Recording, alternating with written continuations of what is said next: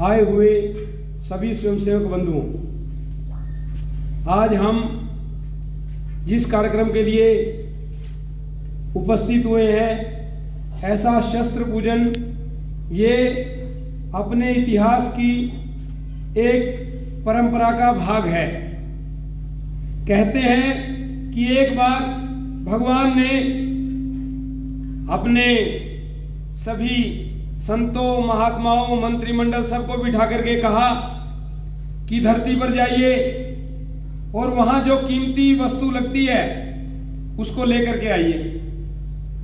कथा आती है कि वो सब पृथ्वीलोक पर जाते हैं और वहां से कोई हीरे जैसी चमकती हुई चीज, कोई सोने जैसी कीमती चीज, कोई आधुनिक मशीनों जैसी चीज और ले जाता है और जा करके भगवान के सामने रखता है। सबसे अंत में एक सन्यासी जाता है, एक पुड़िया भगवान के सामने रख देता है। जब सबके सामने उस पुड़िया को खोलते हैं तो उस कागज के अंदर मिट्टी थी। अब सब आश्चर्यचकित होते हैं कि कोई मिट्टी वो कीमती कैसे हो सकती है, वो मूल्यवान कैसे हो सकती है। लेकिन जब उस सन्यासी ने बताया कि ये सामान्य मिट्टी नहीं है, ये मिट्टी उस देश की मिट्टी है जहां पर समय समय पर बालकों ने और बालिकाओं ने, महिलाओं ने और पुरुषों ने, संतों ने और साध्वियों ने राष्ट्र के लिए, समाज के लिए, देश के लिए, धर्म के लिए अपने प्राण भी न्यौछावर कर दिए। ये उस देश की मिट्टी है। कहते हैं कि उस समय ही ये तय हुआ कि भारत ये बहुत महान है। इसीलिए जब भगवान को लगा कि मुझे मानव के रूप में आना चाहिए, भगवान के बहुत रूप प्रसिद्ध हुए हैं, पर दो रूप भगवान के सबसे अधिक प्रसिद्ध हुए हैं, एक भगवान राम का, एक भगवान कृष्ण का। राम के रूप में जब भगवान को आना था तो वो किसी भी देश में जन्म ले सकते थे, लेकिन उन्होंने दुनिया में किस देश को चुना? तो भारत को चुना और उन्होंने अयोध्या में जन्म लिया। कृष्ण के रूप में जब उनको आना था मानव के रूप में, तो उन्होंने इस बार मथुरा को चुना। और जब हम इन दोनों को देखते हैं देश दुनिया के नक्शे में, तो ये दोनों ही भारत में है। और भारत ही ऐसा देश है जिसके पीछे माता लगता है। हमने कभी नहीं सुना होगा चीन माता, जापान माता, जर्मनी माता, इंग्लैंड माता, फ्रांस माता, हमने कभी नहीं सुना। लेकिन जब भी कोई खिलाड़ी और खेलता है भारत के लिए, गोल्ड लेकर के आता है, सिल्वर लेकर के आता है, जब कोई सैनिक युद्ध में दुश्मन के छक्के छुड़ाता है, तो अनायास ही उसके मुंह से निकलता है भारत माता की जय। केवल भारत ही ऐसा देश है जिसके पीछे माता लगता है। तो हम सब सौभाग्यशाली हैं कि हमने ऐसे देश में जन्म लिया जहां पर भगवान भी जन्म लेने के लिए तरसते हैं, समय समय पर आते हैं, मानव का रूप बना करके आते हैं। तो उस स्थान पर हमने जन्म लिया, इसके लिए भगवान का बहुत बहुत धन्यवाद और आभार ये हम सब करते हैं। और जिन दो रूपों की मैं बात बता रहा हूं, जब शस्त्र पूजन की बात आती है तो हमारे जितने भी देवी देवता हैं, भगवान राम ये धनुष रखते हैं, भगवान कृष्ण ये चक्कर चलाते हैं, माता दुर्गा, हनुमान जी कोई गदा, कोई तलवार, तो भगवान शंकर अपने हाथ में त्रिशूल रखते हैं। सब देवी देवता अपने हाथ में हथियार रखते हैं, ज्ञान भी देते हैं। लेकिन अपने यहां पर ज्ञान की दृष्टि से चार वेद की अपने को सुनने को मिलता है, चार वेदों का वर्णन आता है। चार वेद की रक्षा जब होती है, जब पांचवा वेद लाठी शस्त्र उसके साथ चलता है, उसकी रक्षा करता है। इसीलिए हम सब आज शस्त्र पूजन की दृष्टि से यहां पर आए हैं। राष्ट्रीय स्वयंसेवक संघ की स्थापना परम पूजनीय डॉक्टर केशव बलिराम हेडगेवार जी ने सन 1925 में की। किस दिन की? जिस उपलक्ष्य में विजयदशमी के दिन हम सब शस्त्र पूजन करते हैं। विजयदशमी के दिन भगवान राम ने रावण को मार करके लंका पर विजय पाई थी। इसीलिए विजयदशमी के दिन ही डॉक्टर साहब ने भगवान राम के जीवन को बहुत बारीकी से अध्ययन किया और इसी विजयदशमी के दिन डॉक्टर साहब ने संघ की स्थापना की। पर स्थापना करने से पहले उन्होंने विचार किया क्योंकि वो भी क्रांतिकारियों के साथ रहते थे। बम बनाने से लेकर के सैनिकों, जो क्रांतिकारी थे, उन तक सूचनाएं देने तक क्रांतिकारी दलों में अलग अलग स्थानों पर उन्होंने सेवाएं दी थी। जब वो सुभाष चंद्र बोस जी से मिले, मुलाकात होती है, दोनों की चर्चा होती है कि भारत को आजाद कराना है, तब डॉक्टर साहब कहते हैं कि मैं एक संगठन खड़ा करना चाहता हूं, संगठन बनाना चाहता हूं। तब सुभाष चंद्र बोस जी बोलते हैं किस प्रकार का है, तो चर्चा सारी होती है, पर दोनों की आपस में जो वार्तालाप होती है उसमें से ये बात ध्यान में आती है कि भारत आजाद तो हो जाएगा, आज नहीं तो कल आजाद हो जाएगा। कहीं गर्म दल के नेता हैं, कहीं नरम दल के नेता हैं, ये अपना अपना काम कर रहे हैं, आज नहीं तो कल भारत आजाद हो जाएगा। लेकिन भारत गुलाम क्यों हुआ? क्योंकि जब व्यक्ति बीमार होता है तो तीन बातों का विचार करता है। एक, मैं दवा ले लूं, मैं ठीक हो जाऊं। दूसरी बात, मैं भविष्य में कुछ बातों का परहेज रखूंगा ताकि बीमार ना हूं। तीसरी बात वो ध्यान रखता है कि मैं बीमार क्यों हुआ। इसी प्रकार डॉक्टर साहब तो डॉक्टरी की थी, समाज की नब्ज भी पकड़ते थे, तो उन्होंने कहा कि भारत आजाद तो हो जाएगा, पर भारत गुलाम क्यों हुआ? कारण क्या था? क्या हम क्षेत्रफल में कम थे? क्या हमारा कोई क्षेत्रफल कम नहीं था? लंका से लेकर के अफगानिस्तान तक इतना बड़ा भारत था। क्या हमारे यहाँ शिक्षा कम थी? नालंदा, तक्षशिला, विक्रम, शारदा, कितने बड़े बड़े विश्वविद्यालय थे जहां हजारों की संख्या में आचार्य प्रोफेसर ये पढ़ाते थे, और लाखों की संख्या में देश दुनिया के छात्र यहां आकर के पढ़ाई करते थे। कोई हम शिक्षा के क्षेत्र में कम नहीं थे। और जब नालंदा, तक्षशिला, इसके जो पुस्तकें थी, जब इसको जलाया गया तो कहते हैं कि 6 महीने तक तो जो लाइब्रेरी थी, पुस्तकालय था, उस पुस्तकालय की आग जलती रही। और हमारे यहाँ के मंदिरों में सोमनाथ का मंदिर हो, चाहे भगवान राम की जन्मभूमि, उसको तोड़ने का काम ऐसा विधर्मियों ने किया, तो कहते हैं हमारे यहाँ से सोना चांदी ये सब लूट करके लेके गए। भारत को सोने की चिड़िया कहते थे, इसीलिए कवियों ने भी गीत बनाए, मेरे देश की धरती सोना उगले, उगले हीरे मोती। तो हम धन धान्य में कभी कम नहीं थे, सोने चांदी में कभी कम नहीं थे, आतिथ्य में कभी कम नहीं थे। ह्यून सांग जब भारत आता है, चीनी यात्री भारत में भ्रमण करता है, बाद में वो अपनी यात्रा में लिखता है कि मैं भारत में घूमा, घूमते घूमते मैंने देखा कि वहां पर मुझे कोई भी गरीब, कोई भी भिखारी ये दिखाई नहीं दिया। जब वहां के गांव में हम जाते हैं और पानी मांगते हैं तो माता निकल करके आती है, तो पानी नहीं, वो कहती है पानी तो सामान्य कहीं भी पिएंगे, तो वो दूध लेकर के आती हैं, छाछ लेकर के आती हैं। इस प्रकार से यहाँ का आतिथ्य रहा है। तो हम कभी भी धन धान्य में कम नहीं थे। तो फिर क्या हमारे यहाँ वीरता की कमी थी क्या? फिर डॉक्टर साहब दूसरा पेज पलटते हैं, दूसरा पन्ना पलटते हैं इतिहास का। हम कभी कमजोर नहीं थे। जब हम वीरता की बात करते हैं तो हमारे यहाँ पर हमने पृथ्वीराज चौहान का नाम सुना। 17 बार गोरी को हराया, एक बार उसके कब्जे में आए तो उन्होंने आंखें फोड़ दी पृथ्वीराज चौहान की। जब आंखें फोड़ दी तो उसके बाद उनको उनकी हत्या करनी थी उन्होंने। चंद्र बरदाई एक कवि थे पृथ्वीराज चौहान के, ये चंद्र बरदाई कहते हैं गोरी को कि आपने इनको समाप्त करना, इनको मारना तो है ही, इनको एक बहुत अच्छी कला आती है, अगर उसका प्रदर्शन हो जाए तो बाद में भी आप अपना काम कर सकते हैं। क्या कला आती थी उनको? शब्द भेदी बाण चलाना आता था। तो जैसे हम बैठे हैं इसी प्रकार एक बहुत बड़े मैदान में घोषणा हो जाती है कि इस मैदान में इस दिन शब्द भेदी बाण इसका प्रदर्शन होगा। बड़े मंच पर गोरी बैठ जाता है, एक तरफ जनता होती है, बहुत ऊंचे एक घंटा बांध दिया जाता है जहां आवाज होगी, और वहां पर पृथ्वीराज चौहान तीर चलाएंगे।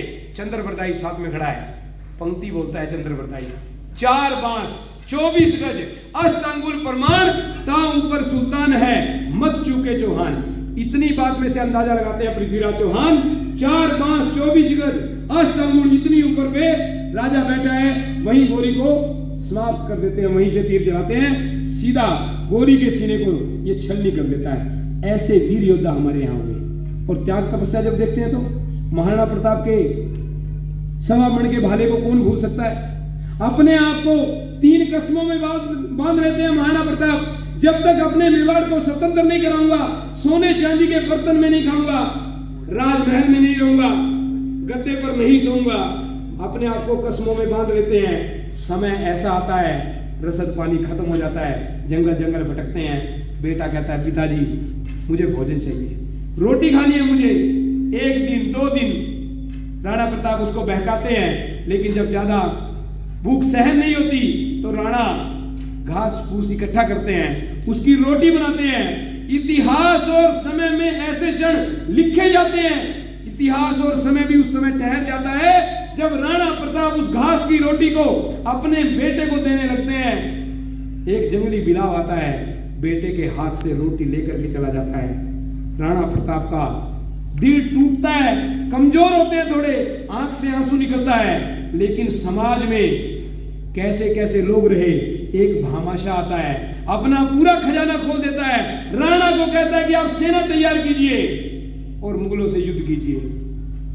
दोबारा महाराणा प्रताप खड़े होते हैं और उस चेतक को लेकर के फिर अपनी सेना को तैयार करते हैं। और भारत ही ऐसा देश है जहां केवल मानव नहीं तो पशु पक्षियों को भी पता है कि राष्ट्रहित क्या है। भारत ही ऐसा देश है, जब हम उदयपुर जाएंगे जहां हल्दी घाटी का युद्ध हुआ, वहीं पर हमें चेतक की समाधि भी देखने को मिलेगी। इस प्रकार के हमारे यहां पर योद्धा हुए हैं। तो फिर डॉक्टर साहब ने विचार किया, वीरता में तो कमी नहीं थी। तो जब हम वीर लोगों का नाम सुनते हैं तो एक नाम ऐसा आता है जो बहुत ज्यादा सुनने में नहीं आता। कभी कभी 15 अगस्त 26 जनवरी जब देशभक्ति के गीत चलते हैं तो हमें सुनने को मिलता है, रंग हारा हरि सिंह नलवे से, रंग लाल है लाल बहादुर से, रंग बना बसंती भगत सिंह। ऐसा हम सुनते हैं। तो उसमें एक हरि सिंह नलवा का नाम आता है। कौन थे हरि सिंह नलवा? महाराजा रणजीत सिंह की सेना में सेनापति थे, जिन्होंने मुगलों को खदेड़ दिया था भारत से। और कैसे योद्धा थे, तो जैसे ही सामने से शत्रु आ रहा है, घोड़े पर बैठा है सैनिक, आ रहा है तो उसको बीच में से काट देते थे। आधा घोड़ा आधा सवार पीछे, आधा घोड़ा आधा सवार आगे। इतनी ताकत हरि सिंह नलवा में थी। और वहां की जो महिलाएं थी वो अपने बच्चों को भी हरि सिंह नलवा का नाम लेकर के सुलाती थी। तो एक पंक्ति आती है, जहां हर रोज जवानी, जहां हर रोज जवानी, नाम ले ले के कहानी, सुनाती थी काबुल में कभी बच्चों को पठानी, जो सुत को रोता पाया जरा भी शोर मचाया, मां बोली सो जा बेटा हरि सिंह नलवा आया। ऐसे ताकतवर लोग थे। कहीं बंदा बैरागी का नाम आता है, कहीं गुरु गोविंद सिंह जी खुद को भी समाप्त कर देते हैं, अपने बच्चों को भी इस देश के लिए और अपने पिता को भी प्रेरणा देते हैं। इस देश के लिए पूरा परिवार वार देते हैं। पिता वारे आते लाल चार वारे, ओ हिंद तेरी शान बदले। इस हिंदुस्तान के लिए अपने पूरे परिवार को बलिदान कर देते हैं। तो फिर कारण क्या था? हम गुलाम क्यों हुए? क्या यहाँ की मातृशक्ति कमजोर थी क्या? जब हम रानी झांसी के बारे में सुनते हैं, 1857 की क्रांति में दोनों हाथों में तलवार लेकर के, पीठ पर बेटे को बिठा करके, मुंह में घोड़े की लगाम लेकर के, एक एक दो दो नहीं 1700-1800 अंग्रेजों के नर मुंडों को काट करके मां भारती के चरणों में चढ़ाती हुई ये रानी लक्ष्मीबाई हमें 1857 की क्रांति में दिखाई देती है। कहीं पन्ना धाय अपने बेटे चंदन को उदय सिंह के स्थान में रख देती है और उसका बलिदान अपने सामने देखती है कि उसकी गर्दन काट दी जाती है तलवार से, उफ तक नहीं करती। ऐसी माता पन्ना धाय ये भारत में हुई है। तो यहाँ के बालक कमजोर थे क्या? जब हम हकीकत राय की बात सुनते हैं तो उनको कहा कि धर्म बदल लो, धर्म नहीं बदला, बलिदान दे दिया। गुरु गोविंद सिंह के 2 बच्चे फतेह सिंह, जोरावर सिंह, उनको कहा कि तुम धर्म बदल लो, लेकिन धर्म नहीं बदला। दीवार में चिन्हवाने लगे। जब दीवार में चिन्हवाए जा रहा था तो बड़े भाई की आंख से आंसू निकलता है, छोटे भाई के कंधे भी गिरता है। छोटा कहता है बस, मौत को सामने देख करके रोने लगा। तो बड़ा भाई कहता है मैं मौत को सामने देख करके नहीं रो रहा, मैं थोड़ी देर बाद मर जाऊंगा इसलिए नहीं रो रहा। पिता ने जो हमें शिक्षा दी है कि मेरा देश पहले है, मेरा धर्म पहले है, लेकिन मैं तेरे से बड़ा हूं, 2 साल पहले तेरे से मैं दुनिया में आया, लेकिन जब बलिदान होने की बात आई, नंबर मेरा था, मेरा नंबर तू लेकर के जा रहा है, इसलिए मुझे रोना आ रहा है। यानी बलिदान देने की भी होड़ लगी हुई है, शहादत देने की भी ये होड़ लगी हुई है। ऐसे हमारे यहाँ के बालक थे। तो क्या कारण रहा, हम गुलाम क्यों हुए? तब वो कहते हैं, विचार करते हैं महापुरुष कि हम गुलाम हुए, भारत के लोगों में एक रोग आ गया था। वो रोग था स्वार्थ। स्वार्थ का रोग आ गया। कैसा रोग? मैं और मेरा परिवार, बस यही मेरा संसार, मेरा काम होना चाहिए, बाकी सब दूसरे नंबर पर, तीसरे नंबर पर है। तो ऐसा जब मन में आ गया, और इसकी एक छोटी सी कहानी आती है कि एक बार एक बच्चा आता है और वो कहता है, पिताजी हमारे पड़ोसी देश पर शत्रुओं ने हमला कर दिया है। तो वो पिता कहता, कोई बात नहीं, हमारे देश में तो नहीं किया। अगले दिन वो बच्चा आकर के पिता को कहता, पिताजी हमारे देश पर हमला हो गया है। चलो हमारे देश में हुआ है, हमारे प्रदेश में तो नहीं हुआ। 2 दिन बाद बच्चा आकर के पिता को कहता है कि हमारे प्रदेश में भी शत्रु सेना ने हमला कर दिया है, हमारे जिला में तो नहीं हुआ। करते करते उसके पड़ोस तक हमलावर आ जाता है, लेकिन वो यही कहता है कि मेरा घर तो सुरक्षित है ना, लेकिन वो कब तक सुरक्षित रहता? ऐसी स्वार्थ की भावना जब आ गई थी, तब जाकर के देश के अंदर ये गुलामी का जो एक ऐसा काल रहा, संघर्ष का ऐसा काल रहा, उसको भारत में देखना पड़ा। तब डॉक्टर साहब ने तय किया कि ऐसे संगठन का निर्माण करेंगे जहां पर जो नौजवान तैयार होंगे, जो बालक तैयार होंगे, वो राष्ट्र को पहले रखेंगे। उनके गीत होंगे, धन्य धन्य है, धन्य धन्य है भारत भू की धूल, इसी धूल में खेल खेल कर हुए थे वीर महान, इसी धूल में खेल बने थे राम कृष्ण भगवान, मल मल कर मस्तक पर इसको पाया रूप अनूप, यह भारत भू की धूल। वो बालक बोलेंगे, सच्चा वीर बना दे मां, सच्चा वीर बना दे मां। राष्ट्र के लिए खड़े होने वाले नौजवानों को तैयार करने वाली ऐसी फौज का निर्माण करेंगे। ऐसा डॉक्टर साहब ने उस समय विचार किया और विजयदशमी के दिन को उन्होंने चुना। 5, 7, 10 ऐसे छोटे छोटे बच्चों को लेकर के संघ का काम प्रारंभ किया। अन्य अन्य प्रांतों में उनको भेजा संघ का काम करने के लिए। और जब स्वयंसेवक तैयार होता है, एक कार्यकर्ता तैयार होता है, तो फिर वो क्या चीज बनाता है? तो कहते हैं कि उसके बाद डॉक्टर साहब ने जो शाखा शुरू की, उसमें से जो व्यक्ति निर्माण हुए, तो उसमें से अन्य अन्य संगठन प्रारंभ हुए। कहीं विश्व हिंदू परिषद की स्थापना हुई, जहां चारों शंकराचार्य इकट्ठे होकर के कभी इकट्ठे नहीं हुए थे। श्री गुरु जी के माध्यम से विश्व हिंदू परिषद की स्थापना हुई। वहां पर हिंदव सोदरा सर्वे न हिंदू पतितो भवे, मम दीक्षा हिंदू रक्षा, मम मंत्र समानता, ऐसे ध्येय वाक्य के साथ, ऐसे सुभाषित के साथ विश्व हिंदू परिषद की स्थापना की जाती है। सभी मठ मंदिर ही अपने सुरक्षित रहने चाहिए। संत महात्मा ये जन जागरण का काम करें, इसके लिए विश्व हिंदू परिषद की स्थापना हुई। और बाद में हम देखते हैं जो एक सैकड़ों वर्षों से चला हुआ संघर्ष था, जो राम जन्मभूमि का मंदिर का निर्माण हुआ, वो विश्व हिंदू परिषद के माध्यम से समाज का जन जागरण करके उस कलंक को भी समाप्त किया 1992 में, जो ढांचा था जिसको बाबरी ढांचा बोलते थे। और आज वहां देश दुनिया का बहुत बड़ा एक स्थान, धार्मिक दृष्टि से भी और दर्शन की दृष्टि से भी भगवान रामलला आज अयोध्या में विराजमान है। कहीं पर वनवासी कल्याण आश्रम की स्थापना की। स्वामी सत्यमित्रानंद जी महाराज, जो स्वामी अवधेशानंद महाराज जी के गुरु हैं, जब हम हरिद्वार में जाते हैं तो वहां एक भारत माता मंदिर है। सामान्य मंदिरों में भगवानों की मूर्ति होती है, वहां पर क्रांतिकारियों की मूर्ति है। भगवानों की मूर्ति तो है ही है, साथ में जिन्होंने भारत के लिए कुछ भी ऐसे काम किए जिसमें भारत को बढ़ाने से लेकर के, भारत को आजाद कराने से लेकर के और भारत का नाम ऊंचा करने तक का जिन्होंने काम किया है, ऐसे महापुरुषों की मूर्तियां हैं। वो स्वामी सत्यमित्रानंद जी महाराज वनवासी कल्याण आश्रम के माध्यम से एक वनवासी क्षेत्र में कथा करते हैं। जब वो वहां कथा करते हैं तो कथा समाप्ति के बाद स्वामी जी कहते हैं आज भंडारा है, मैं भी वितरण करूंगा। स्वामी जी अपने साथ प्रसाद लेकर के वितरण करना प्रारंभ करते हैं। जब वितरण कर रहे होते हैं तो एक बुजुर्ग के पास पहुंचते हैं। वो बुजुर्ग थोड़ा थोड़ा प्रसाद खा रहा है और रोए जा रहा है, थोड़ा थोड़ा प्रसाद खा रहा है और रोए जा रहा है। स्वामी जी पूछते हैं, बाबा क्या बात है? आपका स्वास्थ्य तो ठीक है। तो ये बुजुर्ग कहते हैं नहीं, स्वास्थ्य मेरा ठीक है, आयु मेरी 70-75 साल है, पर स्वास्थ्य मेरा ठीक है। तो फिर क्या प्रसाद अच्छा नहीं बना, रो क्यों रहे हो? नहीं, प्रसाद भी अच्छा बना है, प्रसाद में कोई कमी नहीं है। तो आपके परिवार में कोई ऐसी दुर्घटना हो गई है क्या जिसके कारण आप रो रहे हैं? बोले नहीं, परिवार में भी सब कुशल मंगल है। तो आप रो क्यों रहे हैं? तो बुजुर्ग कहता है ये कष्ट के आंसू नहीं है, ये खुशी के आंसू है। अब तक मैं इस अपने वनवासी क्षेत्र में देखता था, कुछ पादरी आते थे, एक हाथ में बाइबल लेकर के, दूसरे हाथ में दवाइयां लेकर के, पुस्तकें लेकर के, थोड़े अनाज लेकर के मेरे भाइयों को धर्मांतरित करते थे। वो अपनी जड़ों से कटता चला जाता था।